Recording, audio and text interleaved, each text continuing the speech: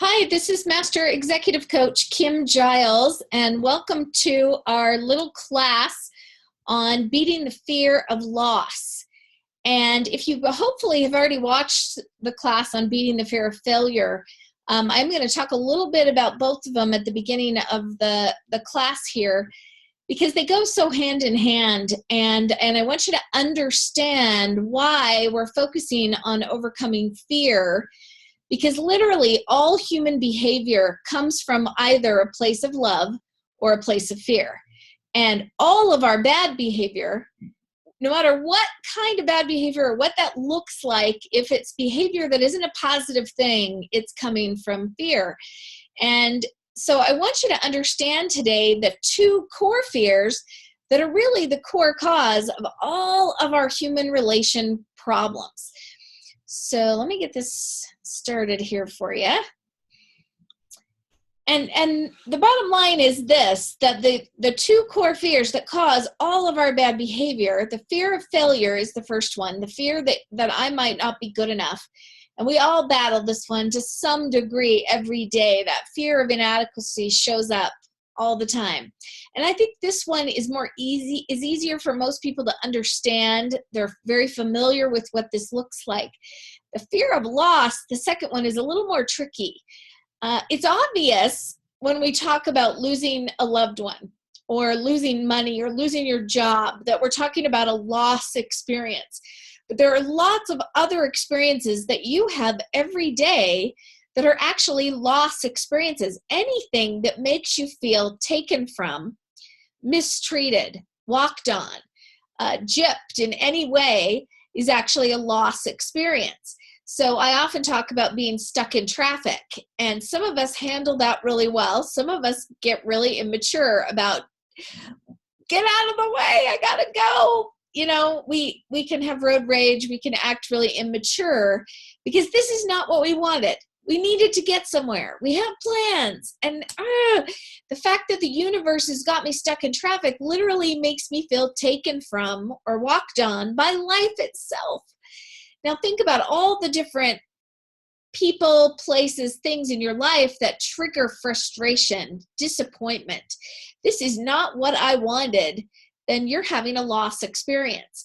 If I come home and the children have destroyed the house and made a big mess, the reason I'm upset is I feel robbed. I feel like they have taken time and energy from me because now I'm going to have to do the work to clean this up or make them do it, which may take even more time and energy.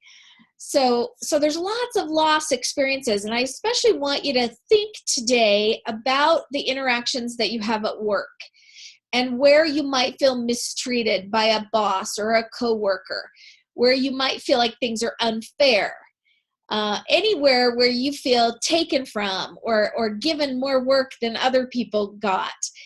Anything like that feels like mistreatment is actually a loss experience.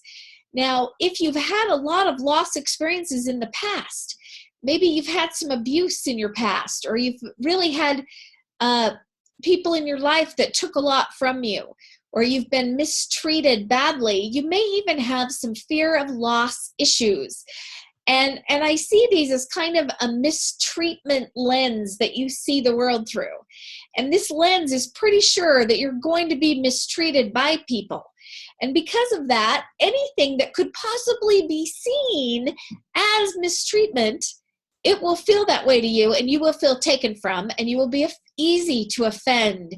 You will get defensive a great deal. You'll literally feel mistreated at every turn. And some of those may really be mistreatments. Some of them may be really your perspective and the way you're looking at it. And I want you to understand that fear of loss creates all kinds of really bad behavior, but a lot of it is very controlling, very bossy, try to make everybody do what you want them to do so that you feel safe. People who have fear of loss issues feel a lot safer if they're in control and they can get people to behave the way they want them to. But that doesn't always happen. So what we want to focus on today is when you're in fear of loss and your worst behavior is coming out, because it will. You're going to be your worst when you're in a fear state.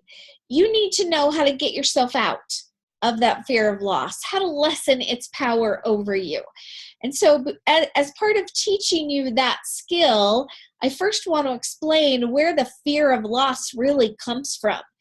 Because just like with fear of failure, there is a subconscious belief at the heart of this fear that's creating this feeling of mistreatment inside you. And I want you to understand the belief that creates it, that we have to change if we're going to help you to show up without fear of loss in a place where you can be generous and have an abundance mentality and feel safe with other people.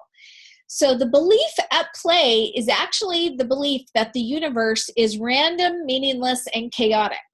And let me explain what I mean. I really was taught, even as a child, based on my belief system, that everybody in the world's got agency and they're all out there making their own choices. They get to choose how they're going to show up. But their choices can affect my journey. They can take from me. They can rob my house. They can hit me with their car. They could kill my loved ones, right? There's all of these things in the universe that can take from us. And it's not just other people. It's all kinds of experiences, natural disasters, anything like that. The universe randomly throws at me that can ruin my journey and make it less than the journey I wanted is a threat. So I want you to think for a minute about the people or the situations in your life that feel like a threat, where you don't feel safe.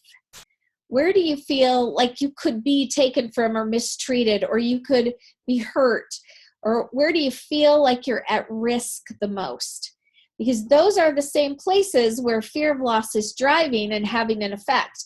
And if this is showing up at work, it's going to create defensive, offended behavior, chips on your shoulder. It's going to create a place where you're difficult to work with. You'll be difficult to give feedback, and this will affect your career at some point. So we really want to learn how to change this belief so that you can feel different about life. As long as you believe that your life can be ruined by other people, that your journey can be affected by their choices, you will always fear loss. Now, every time I get to this point in this lesson, I have executives say, but they can. This is reality. They can take from my journey. They can make me lose my job. They could say things to the boss, which would absolutely affect or ruin my journey. They don't see this as a belief. They absolutely see this as a fact. So would you be willing to play with this with me for a minute? That maybe it is a belief, and maybe there is actually another perspective option. Okay, so do you remember a few minutes ago, I guess only if you watched the Fear of Failure movie a few minutes ago, but in the Fear of Failure movie, I talk about life being a classroom. And so I want you to think about that idea that if you chose the perspective of seeing life as a classroom, there's an interesting piece that comes with that perspective, and I want to give it to you by sharing the story about Viktor Frankl. And I know many of you know exactly who he is. He was quite famous. He was a very famous prisoner in the concentration camps during World War II. But he's famous really for the book that he wrote later about his experiences there. And Viktor Frankl was a very successful psychotherapist before the war. And so here he found himself captured by the Nazis and put in the very worst of the concentration camps. And in an interesting position to watch how he processed and mentally handled the worst circumstances that a person could experience. And he's quite famous for the discovery that he made there, that the one thing that cannot be taken from a man is his power to choose his attitude. And he realized that though they could take everything else from him, he always had the power to choose if he was going to show up in fear or love today. He got to choose. And that's been a life-changing discovery for many people on the planet. His book, Man's Search for Meaning, has been named one of the most influential books ever written. And if you haven't read it, I highly recommend that you do. But today, I want to share with you a lesser known discovery that he made in the concentration camp.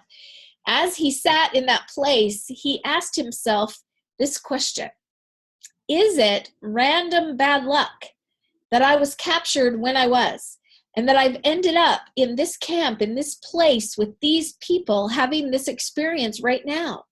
Is it just random, or was there purpose and meaning?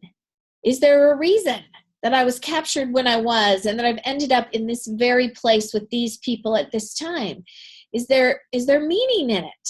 And he pondered and pondered, which is it? Is it random chaos, or is there purpose and meaning? And at the end of the day, he realized there's no way to know. There's no way to know fact about that. We can't be sure if things happen for a reason or if they happen by random chaos. So where does that leave us if there's no way to know? And he decided it leaves us with that amazing opportunity to choose how we want to see it. We get to choose a perspective. So he played with the perspectives, and he found that when he chose to see his circumstance as random chaos, there was this pointlessness, this almost depression that would come over him. And he would decide that if it really has no meaning in it, I might as well walk into the electric fence and just be done. But if he tried to see this situation as having purpose and meaning, and I want you to even take it to that this life is a classroom, and that maybe we end up in the right class at the right time to teach us the lessons we need. And he found that his suffering ceases to be suffering at the same level the moment it finds meaning. If there's purpose in it, it changes how we feel about it. It often means that if there's a purpose for me being here, then I need to rise. I need to rise and turn this experience into literally a human achievement and make something out of it.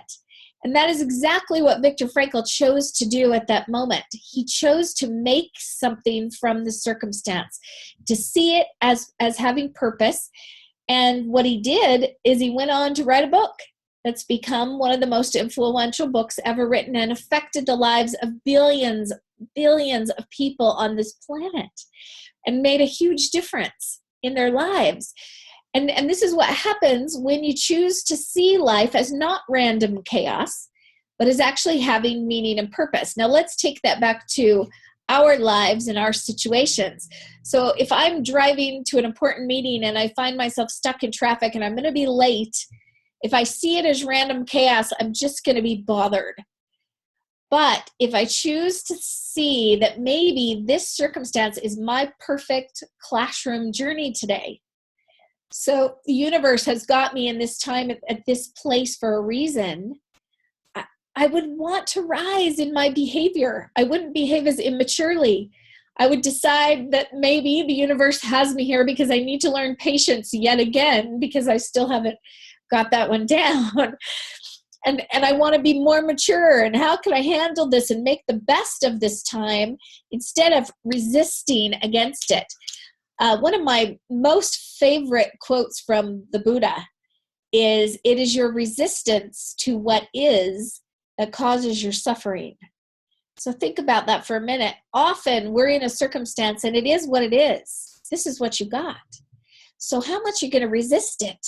Because if you don't want it to be here and you see it as a loss and you just rail against it, you will actually suffer more than if you will step back and say, okay, what meaning or purpose could this be here for? How could this actually serve me at some level? So I'll give you another example. A couple years ago, I took my children to my family's cabin up in the mountains, and we had a great vacation. But when it's time to leave the cabin, it's quite a process to turn everything off and lock the doors and the gates and finally get on the road. And we were about 10 minutes down the road when my daughter suddenly realized she left critical homework back at the cabin. And my first thought was loss. I am going to have to go back and waste the time to retrace my steps and unlock and go through all of that again because of her and her forgetting this homework. And I have to admit, my subconscious reaction, if I stay in loss, is not going to be really nice to her. I was going to be impatient and angry, and I could tell that this was going to be some bad behavior that would come up if I feel taken from or mistreated by her forgetfulness. So instead, I decided at that moment to see this experience as our perfect journey for some reason. And I thought, why could this be perfect for me to have this experience to go back? And what came into my mind was, what if you pretended that a few miles down the road, you were going to be in a horrible accident and you would all be killed? And because this girl forgot her homework and you had to turn around, you would miss that crash and you would all live. How different would you treat her in the process of going back to get the homework? And I realized how much sweeter I would be to her.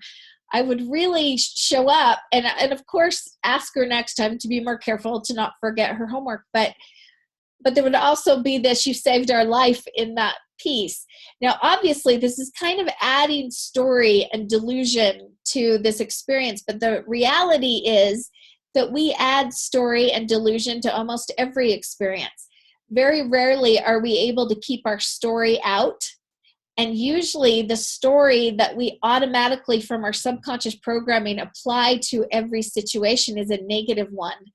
And it's usually one that makes us suffer more. So I would encourage you to play with the idea that the universe is literally a wise teacher. And your life is a classroom, and the universe is constantly conspiring to teach you and educate you, bless you, serve you, and grow you. And if you start to see every mistreatment experience as your perfect classroom, as you being right where you're supposed to be so that this circumstance can serve you, it's going to change your life. When things happen, instead of saying, why did this happen to me? You're going to say, why did this happen for me? Because it's actually here to serve you. And you're going to suffer less, and your life is going to be a lot more pleasant, and your behavior is going to be a lot better. So I want to apply this for a minute to your work situation, because every day there's going to be opportunities to feel loss or taken from or fear and stress over things that might happen. And I really want this class to help you with that, to help you to get out of fear of loss and stress and fear over all the bad things that could happen, and be able to have more mental and emotional resilience, be able to handle whatever challenges that come. If you can have this kind of attitude, you're going to go a lot farther at work.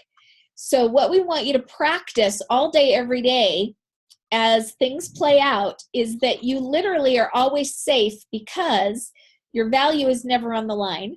You always have the exact same value as every other human being, no matter what's going to happen. And number two, your journey will always be the perfect classroom for you. So all these things you're worried could happen, they'll only happen if they're going to bless you at some level. If they happen, they're going to serve you and educate you. So really, there's no need to stress or worry about anything, because all fear is false evidence appearing real. It's illusion. And there's so many circumstances in life that things show up and we could be scared, threatened, insulted. We could cause drama. And if we go there, we're going to behave at our worst. Or we can step back and say, you know what? There's actually nothing to fear if my value is always the same and my journey is always going to serve me. I'm never at risk and there is no threat. And in this state, you can show up at your best. You can be the best you, because it is only when you're out of fear that you are actually even capable of truly loving behavior. We can't focus on others and what they need when we're in fear. Our focus is all on us. So I'm promising you that if you will work on these principles and practicing trusting in those two things, you're going to see a dramatic difference in how you feel and how you behave at home and work. If this has resonated with you, and you know you've got a mistreatment filter and you have a tendency to see mistreatment and be offended and experience loss very easily, We do have lots of tools to help you to upskill and to become better and better at staying very clear in how you see the circumstances of life so that the fear isn't fogging the way you see them. We've got some amazing opportunities for some group or individual executive coaching, and we pride ourselves on having an option to fit any budget. So if we could serve you on this level, please reach out. You can get us from our website, claritypointcoaching.com. Thanks for joining me for the class. I hope you found it helpful. We'll see you next time.